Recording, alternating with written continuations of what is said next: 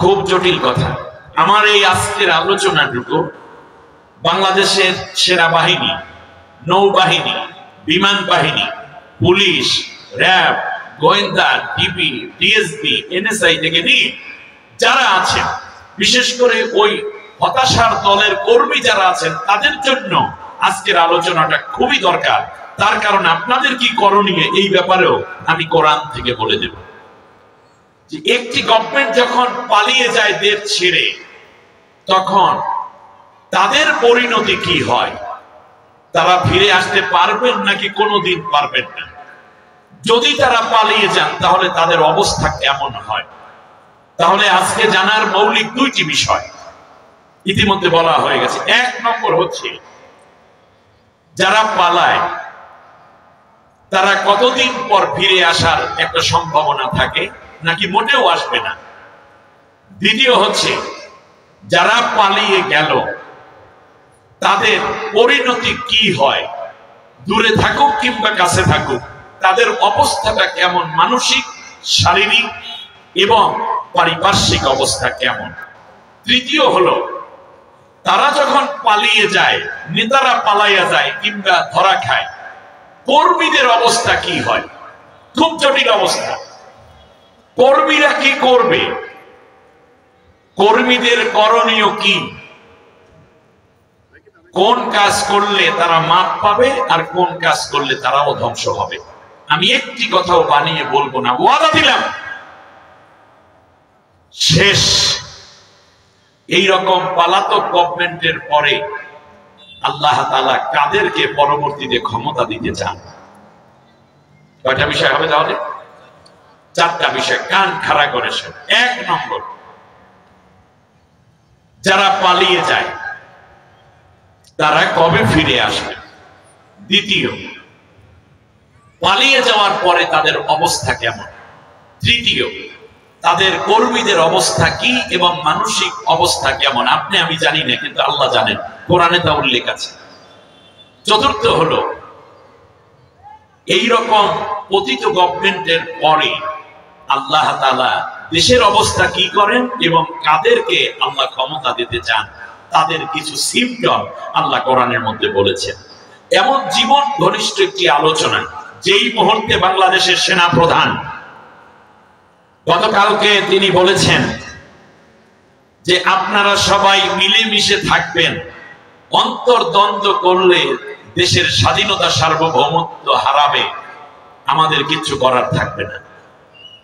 এই কথাটা জামাল উদ্দিন বলে নাই, বাংলাদেশের কোন মেম্বার চেয়ারম্যান বলে নাই, কোন বিরোধী দলীয় কিংবা রাজনৈতিক নেতৃবৃন্দ বলে নাই, বলেছেন সরাসরি সেনা প্রধান। এই কথার গুরুত্ব আছে না নাই? আছে। সুতরাং আজকের এই দিনে যারা দেশকে ভালোবাসেন, যারা ঈমানকে ভালোবাসেন, কোরআনকে ভালোবাসেন, তাদের অবশ্যই উচিত আজকের এই আলোচনায় শামিল হওয়া, সম্ভব হলে নোট করে নেয়া, আর কিভাবে আল্লাহ তাআলা মুক্ত করবেন, আল্লাহ তাআলার কাছে কেমনে সারেন্ডার্ড হতে হয়, এই ব্যাপার নিয়ে মূলত আজকের আলোচনা। সরাসরি আমরা আল্লাহর কোরআনের কাছে চলে যাই। সবাই রেডি তো? তাহলে আমার সাথে পড়েন, আউযু বিল্লাহি মিনাশ শাইতানির রাজীম, বিসমিল্লাহির রাহমানির রাহিম। বিতাড়িত অভিশপ্ত শয়তানের ওয়াসওয়াসা থেকে আল্লাহর আশ্রয় চাই। কার কাছে? আরো জোরে, আল্লাহর কাছে। আমাদের আশ্রয়দাতা কে? আমাদের নিরাপত্তা দানকারী কে? আল্লাহ তাআলা। কিন্তু দুঃখজনক ভাবে এখানে আমি 5 মিনিট সময় আপনাদের থেকে নিতে বাধ্য হচ্ছি একটি মিথ্যে অভিযোগের অপনোদন করার জন্য। সেটা হচ্ছে, বিগত স্বৈর শাসক বিরোধী দল এবং আলেম ওলামাদেরকে যত গালিগালাজ, তার পাশাপাশি যত অভিযোগ মিথ্যা দিয়েছে, তার মধ্যে একটা ছিল রাজাকার। কথা বলেন না কেন?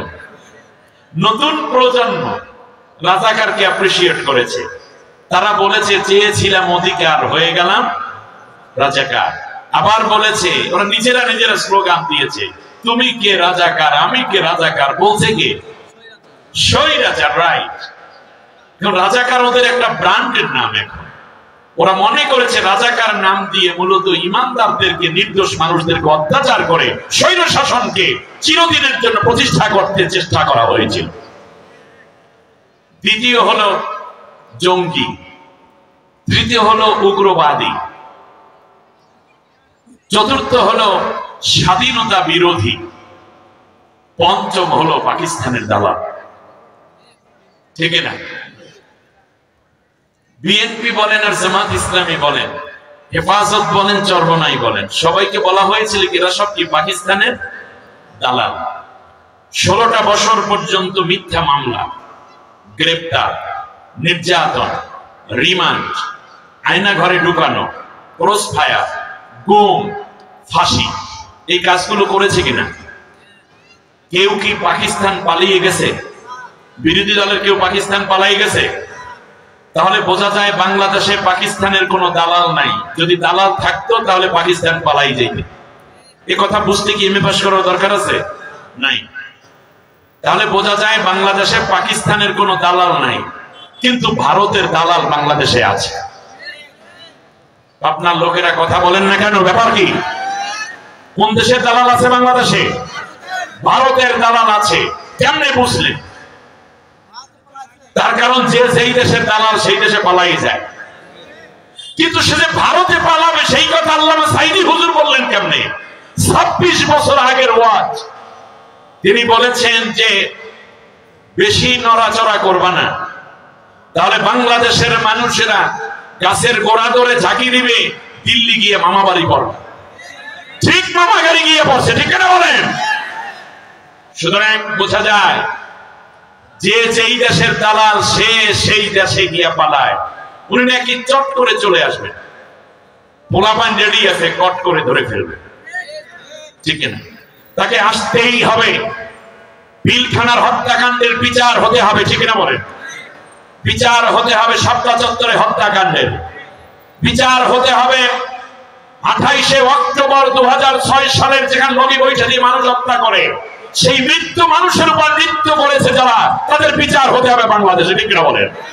2024 সালের জুলাই আগস্টের আন্দোলনে যাদেরকে হত্যা করা হয়েছে, সেই পরিবারগুলোর হত্যা যখন করা হয়েছিল, তাদের হত্যাকারীদের বিচারের জন্য তাদেরকে আনতেই হবে।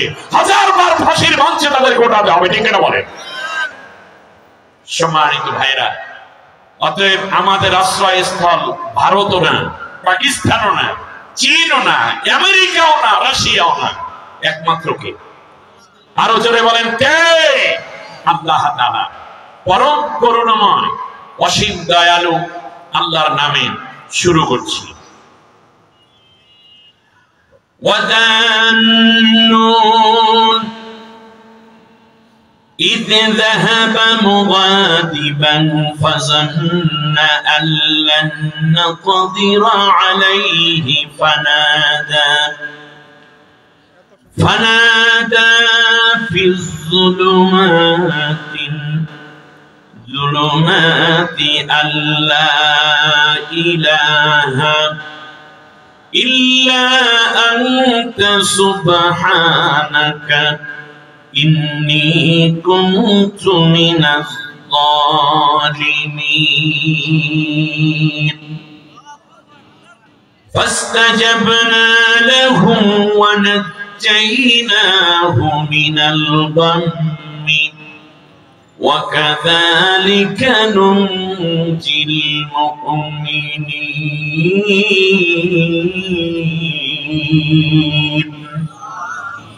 آمنت بالله সূরা নাম সূরা আম্বিয়া আয়াত নম্বর 88 17 নম্বর পারা 21 নম্বর সূরা। আমি আপনাদের উদ্দেশ্যে দুটি আয়াত তিলাওয়াত করেছি।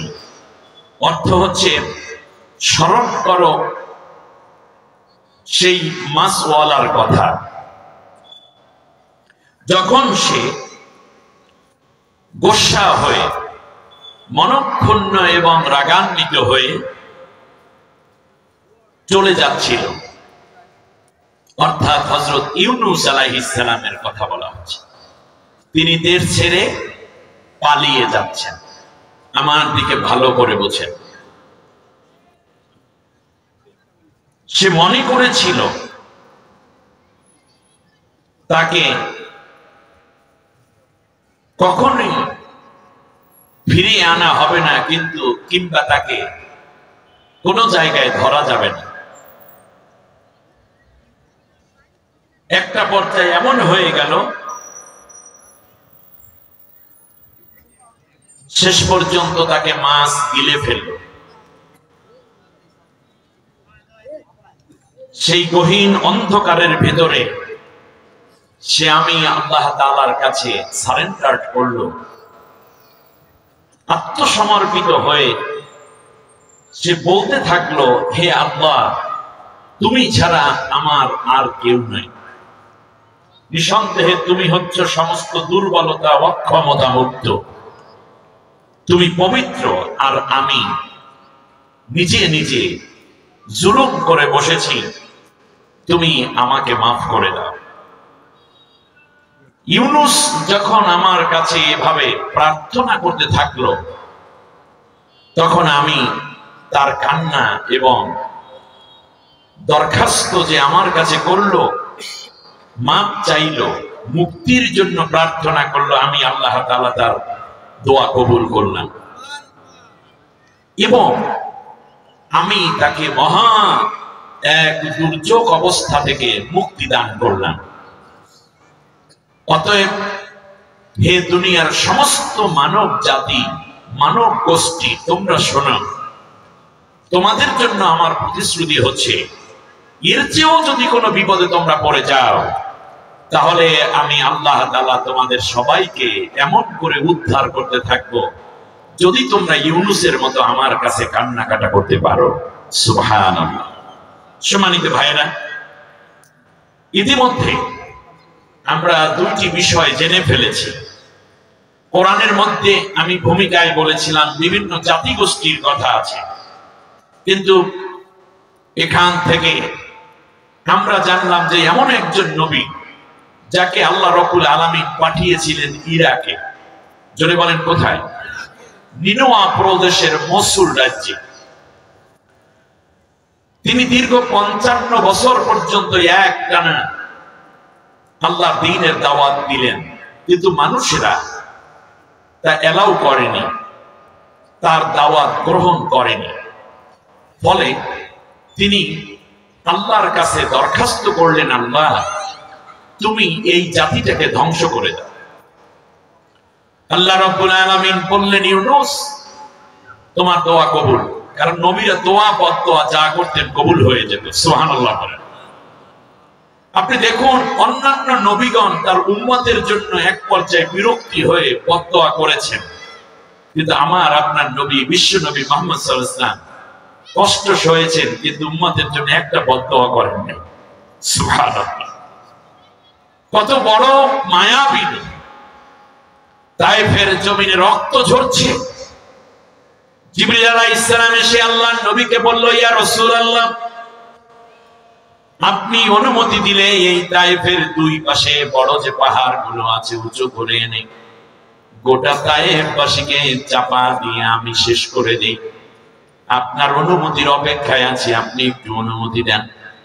জিবরিল আলাইহিস সালাম বললেন, নবীজি বললেন, জিবরাইল, আজকে যদি এই তায়েফবাসীকে তুমি ধ্বংস করে দাও, আগামী কালকে কালেমার দাওয়াত নিয়ে, কোরআনের দাওয়াত নিয়ে আমি কাদের কাছে যাব?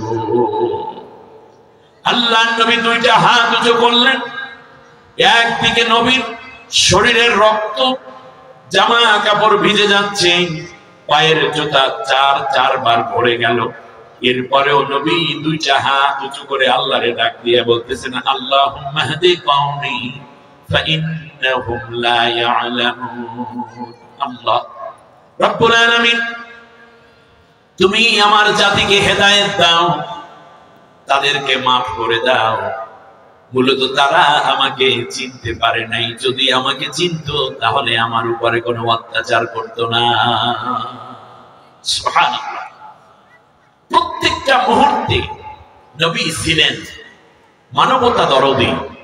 কষ্টগুলো নিজে লুফে নিয়েছেন, কিন্তু অন্য কষ্টে পাক এমন চিন্তাটা নবী একটা মুহূর্ত করতে পারেন নাই। আল্লাহু আকবার। আবু লাহাব নবীকে পাথর মেরে গালি দিচ্ছে আর বলছে তাব্বান লাকা ইয়া মুহাম্মদ, মুহাম্মদ তুমি ধ্বংস হয়ে যাও। আল্লাহ রাব্বুল আলামিন আয়াত নাযিল করলেন, নবী বদদুয়া করছেন না, আল্লাহ বলছেন তাব্বাত ইয়াদা আবি লাহাব, যে হাতে পাথর মেরেছে আবু লাহাব তুমি ধ্বংস হয়ে যাও, তোমার হাত দুটো ধ্বংস হয়ে যাক। কিন্তু নবীজি সাল্লাল্লাহু আলাইহি ওয়াসাল্লাম বদদুয়া করেননি। কি চমৎকার উদাহরণ নবী আমাদের জন্য রেখেছেন। আপনি খেয়াল করুন, রাসূল সাল্লাল্লাহু আলাইহি ওয়াসাল্লামকে কাবার চত্বরে আবু জেহেল গলার মধ্যে যখন নবী নামাজে দাঁড়িয়েছেন, তখন পেছন দিক থেকে এসে গামছা দিয়ে বা অন্য কিছু ভাবে সুতার কাপড় দিয়ে জড়িয়ে নবীকে জোরে ধরে টান মেরে পিছনে ফেলে বেহুশ করে ফেলেছে। রাসূল সাল্লাল্লাহু আলাইহি ওয়াসাল্লাম আহত অবস্থায় তিনি ওখান থেকে কোনো একটা জায়গায় আলাদা হয়ে চলে গেলেন। আমির হামজা রাসূল সাল্লাল্লাহু আলাইহি ওয়াসাল্লামের চাচা সন্ধ্যাবেলা ঘরে এসেছে, দেখতেছি স্ত্রী কান্না করছে। বলে তুমি কান্না কেন? বলল যে মুহাম্মাদের বাবা নাই, মা নাই, সেই মুহাম্মদকে তোমার ভাই মারে, ছেলেটার জন্য অনেক মায়া আমার। বলল যে তাই, ঠিক আছে আমি এখনই যাচ্ছি, আবু জেহেলকে শেষ করে দেব। পথিমধ্যে রাসূল সাল্লাল্লাহু আলাইহি ওয়াসাল্লাম ফিরতেছেন, বলে চাচা কই যান? বলে তোমাকে মারছে, ওরে শেষ করে আসবো এখন। বলছে চাচা আমি এতে মোটেও খুশি হব না, আপনি যদি আবু জেহেলকে মেরে ফেলেন, বরং আমি বেশি খুশি হব যেই কারণে আবু জেহেল আমাকে মেরেছে সেই জিনিসটা আপনি গ্রহণ করলে। বলে সেটা কি? বলল যে চাচা আপনি পড়েন লা ইলাহা ইল্লাল্লাহু মুহাম্মাদুর রাসূলুল্লাহ। চাচা আপনি কালেমা পড়ুন, তাতে করে আমি বরং বেশি খুশি হব, আবু জেহেলকে মারলে আমি খুশি হব না। এটাই হচ্ছে ইসলামের বেসিক মোরালিটি, এটাই হচ্ছে ইসলামের মূল থিওরি। আপনি প্রতিশোধ নিতে গিয়ে ধ্বংস করার চেয়ে তাকে গড়ে তুলতে পারলে তার মধ্যে ফায়দা বেশি আছে। সুবহানাল্লাহ। এবারে আমি আসি, ইউনূস আলাইহিস সালাম তিনি এটা করেছেন।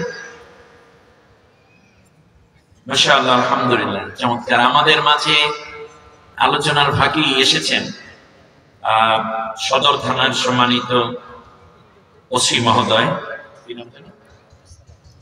জনাব আব্দুল সালাম সাহেব, ভদ্র মানুষ। আলহামদুলিল্লাহ, আগে ওসি আসলে আমার কলিজার পানি ফুলে যায়। এটা শুধু আমার একা না, সব বক্তাদের ওসি আসছে মানে আর এখন ওসি আসলে শান্তি পায় যে আলহামদুলিল্লাহ ওসি সব কিছু কথা শুনতে পারবেন এবং আগের মতো উৎপাত নাই। এইটা ভালো নাকি আগেরটা ভালো ছিল? এখনো দেখি অনেকের রোগ আছে, আগে ভালো ছিল, কত ডায়রিয়া, পাতলা পায়খানা, বমি, কত স্যালাইন গেল তার খবর নাই। এখন যে ভালো হয়েছে এখান থেকে আর ব্যাক করার সুযোগ নাই। যত ভালো আছে সব বাংলাদেশ অর্জন করবো ইনশাআল্লাহ, সবাই মিলে পারস্পরিক সহযোগিতার মাধ্যমে। গাদা ছড়াছড়ি করা যাবে না। এইটা খুব গুরুত্বপূর্ণ কথা, একটু পরেই আসবে। ইউনূস আলাইহিস সালাম বললেন, আজকে এই মাহফিল পক্ষ থেকে আমরা আন্তরিক মোবারকবাদ জানাই আমাদের সম্মানিত ওসি মহোদয়, সম্মানিত ভাইয়েরা। যে কথা বলছিলাম, ইউনূস আলাইহিস সালাম জাতির লোককে বলল, শোনো তোমাদের অবস্থা ভালো নাই। বলে সে কি? আগামী 3 দিন ফজরের নামাজের পূর্ব মুহূর্তে পূর্বাকাশে দেখবা প্রচুর মেঘের ঘনঘটা। প্রথম দিন দেখবা মেঘের কালার হবে পুরোটাই হলুদ, একেবারে কড়া হলুদ রঙের, মনে করবা মুসিবত আসতেছে তোমাদের উপর। দ্বিতীয় দিন তোমরা দেখবে ফজর ওয়াক্তে মেঘ পূর্ব আকাশে জমা হয়েছে, কিন্তু এই মেঘের রং হবে রক্তবর্ণ। তাফসীরে এসেছে যে এই কথাটা। তৃতীয় দিন পূর্ব আকাশে প্রচুর মেঘ জমা হবে, সেই মেঘের বর্ণ হবে গাঢ় কালো, প্রচুর বিদ্যুৎ চমকাবে। তারপরে তোমাদের উপরে প্রচুর বজ্রপাত হবে। এই মেঘমালা থেকে যে বৃষ্টি হবে সেটা কোনো পানি বৃষ্টি নয়, পাথর বৃষ্টি। এই বৃষ্টির ফলে তোমাদের ফসল শেষ হয়ে যাবে, গরু বাছুর উট দুম্বা বকরি ভেড়া যা আছে সব শেষ হয়ে যাবে, তোমাদের ঘর বাড়ি মাটির সাথে মিশে যাবে, তোমরা একটি মানুষ শিশু নারী কেউ বাঁচবে না, সবাই ধ্বংস হয়ে যাবে, ধ্বংসস্তূপে পরিণত হবে তোমাদের এই জনপদ। কথা শুনে জাতির লোকেরা কেউ হাসে আর কেউ হাসে। কি বলে ইউনূস, ইসলাম গ্রহণ করিনি এই জন্য। ইউনূস আলাইহিস সালাম এ কথা বলার পর দেখা গেল রাতের বেলায় গভীর রাতে কিছুটা আঁচ করা যাচ্ছে পরিবেশ। তো যারা মহল্লার বুদ্ধিজীবী ছিলেন, মুরব্বী ছিলেন, তারা বললেন আমার জাতির লোকেরা তো সবাই চলে আসে। প্রত্যেক মহল্লায় থাকে না, পঞ্চায়েত থাকে না, কিছু মুরব্বী থাকে না যাদের কথা মানুষে শোনে। বললো যে আমরা সবাই চলে যাবো ইউনূসের বাড়িতে, কারণ এর আগে বহু জাতি ধ্বংস হয়েছে, আমাদের উপরে গজব আসতেছে। জাতির লোকেরা ইউনূস আলাইহিস সালামের বাড়িতে গেলেন, কিন্তু ইউনূস আলাইহিস সালামের নিজের একটা বুদ্ধি মাথার ভেতরে ঢুকলো। তিনি আল্লাহর হুকুমও পান নাই, জাতির কাছেও বলেন নাই। তিনি না বলে ওই রাতে দজলা নদী পার হয়ে, ইরাকের দজলা নদীর পার হয়ে অন্য রাষ্ট্রে চলে যাওয়া শুরু করলেন, একা একা পালিয়ে। কি করে বলেন? পালিয়ে। এখানে আল্লাহ বলছেন ঈদ দাহাবা, যখন সে চলে গেল। অন্য আয়াতে আল্লাহ তাআলা বলছেন ঈদ আবাকা ইলাল ফুলকিল মাশহুন। ঈদ আবাকা মানে যখন সে পালিয়ে গেল। তাহলে আল্লাহ বলছেন কি করে গেলেন? তিনি পালিয়ে গেলেন। কোরআনের এই জায়গা থেকে চিন্তা করলাম পালানো মানুষের অবস্থা কি হয় যদি সে নবীও হয়। কিন্তু পালানো ব্যক্তিটি শুধু পালানো ব্যক্তি নয়, কোন ব্যক্তি এলাকার কোন একটা অঘটন করলো, গরু চুরি করে ধরা পড়ছে আর পালাই গেছে, এই পালানো। আর একজন রাষ্ট্রপ্রধান, একটি দেশের প্রধান ব্যক্তি, ইউনূস আলাইহিস সালামকে আল্লাহ তাআলা তো ওই রাষ্ট্রের প্রধান ব্যক্তি করেই পাঠিয়েছেন, কিন্তু তিনি পালিয়ে যাচ্ছেন। পালালে অবস্থা কি হয়, তার পরিণতি কি হয়, এখান থেকে ধরে আজকের আলোচনাটুকু সামনে কন্টিনিউ করব ইনশাআল্লাহ।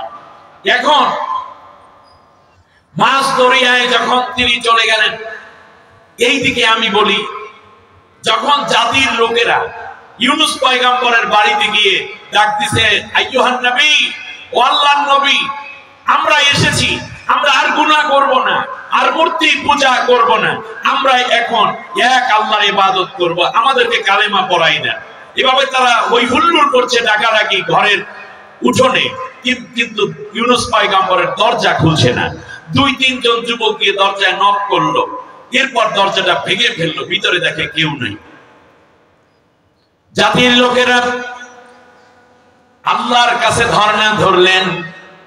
সেই কথা বলার আগে আমি ইউনূস পয়গম্বরকে একটু দেখতে চাই। ইউনূস আলাইহিস সালাম জাতির সাথে কোনো দোষ করে নাই, করেছে? জাতির কোন সম্পদ লুণ্ঠন করে কি বিদেশে পাচার করেছে? করে নাই। কোন মানুষের জীবন নাশ করেছে? কোন মানুষকে অন্যায়ভাবে জেলে ঢুকাইছে? কোন মানুষকে তিনি কি রিমান্ডে নিয়েছেন? কথা বলেন না কেন? কোন মানুষকে কি তিনি আয়না ঘরের মতো জঘন্য অপরাধমূলক একটি জায়গায় ঢুকাইয়া জীবন থেকে জীবনী শক্তি বের করে তারপরে তিনি কি কাউকে হ্যারাসমেন্ট করেছেন? করেন নাই। কেউ গুম করেছে? করেন নাই। অবৈধভাবে তিনি কি ক্ষমতায় এসেছিলেন? না, কিছুই করেন নাই। শুধুমাত্র কান খাড়া করে শুনুন, শুধুমাত্র তার অপরাধ তিনি দেশ থেকে পালিয়ে যাচ্ছেন। অপরাধটা কি বলে? শুধু পালানো, এই তার অপরাধ। সেই পালানোর অবস্থাটার মধ্যে আল্লাহ তাআলা কি করলেন? যে ইউনূস, তুমি পালাতে পারো না। একটি জাতিকে এইভাবে অক্ষত, এইভাবে তাদেরকে একটি রিস্কের মধ্যে রেখে, বড় বিপদের মধ্যে রেখে তুমি একা পালাইয়া যেতে পারো না, এইটা একটা অপরাধ। তাহলে বোঝা যায় কোন দেশে কোন দায়িত্বশীল ব্যক্তি যদি পালিয়ে যায় সে বড় অপরাধী। কার দৃষ্টিতে?